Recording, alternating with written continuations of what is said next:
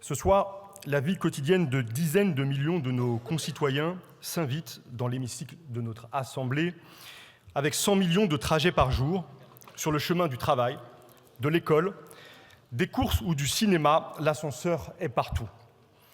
Premier mode de transport collectif du pays, il est aussi, dans bien des cas, le plus primordial des transports. Et quand il tombe en panne, sa porte se referme, comme celle d'une prison condamnant à confinement forcé les personnes en situation de handicap, les personnes âgées ou trop fragiles pour s'en passer. Pour des millions d'autres, les pannes d'ascenseurs sont synonymes d'enfer au quotidien. Pensons à ces parents de jeunes enfants obligés de monter 10 étages à pied chaque soir au retour de l'école, à ces familles écrasées par le poids de courses dont le transport se transforme en épreuve.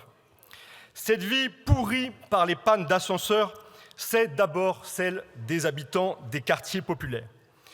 Les ascenseurs du parc social tombent 3 fois plus souvent en panne que la moyenne.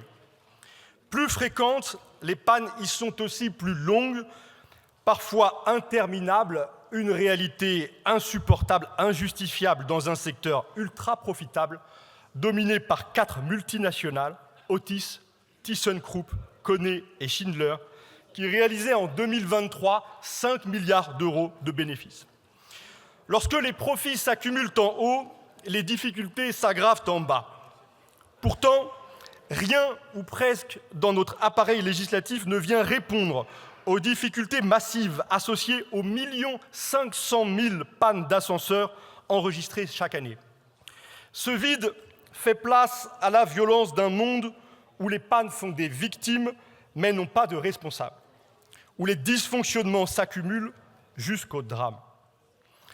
Le 8 juin 2018, dans ma circonscription à Argenteuil, Ismaïl, âgé de 4 ans, accompagnait sa mère au centre commercial. Il décède sous ses yeux dans un accident d'ascenseur défaillant. Une fois par an, un enfant, un adolescent, un agent de maintenance le plus souvent perd la vie dans pareilles circonstances. Je veux adresser une pensée à ces victimes ignorées, à celles et ceux que la loi n'a pas protégés, à Madame Benabti, la mère d'Ismaïl, présente à cette tribune, et à son combat pour la reconnaissance des victimes d'accidents d'ascenseur. Ce soir, nous avons l'occasion de réparer une injustice, de protéger les usagers et d'améliorer leur quotidien, d'adopter une loi qui fait reculer les inégalités. Monsieur le rapporteur, la version initiale de votre proposition de loi ne nous satisfaisait pas. Sans disposition préventive, elle s'attaquait aux effets plutôt qu'aux causes des pannes et accidents. Elle ignorait la responsabilité des propriétaires pourtant responsables de l'entretien des appareils. Encourageant le développement d'une activité de portage, elle laissait la porte ouverte à une marchandisation du secteur. Enfin, elle exposait les locataires à de possibles renchérissements de leurs loyers. En commission, l'adoption de nombreux amendements insoumis a profondément fait évoluer ce texte. Les activités de portage et d'entretien sont désormais strictement séparées, protégeant locataires et propriétaires de conflits d'intérêts potentiels.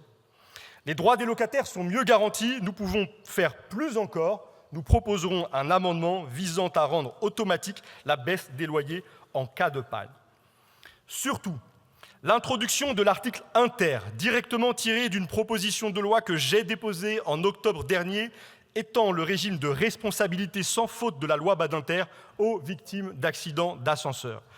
Si cette loi avait été adoptée avant le drame du 8 juin 2018, Madame Benabti ne serait pas, comme elle l'est aujourd'hui, en plein deuil, plongée dans une inextricable bataille judiciaire.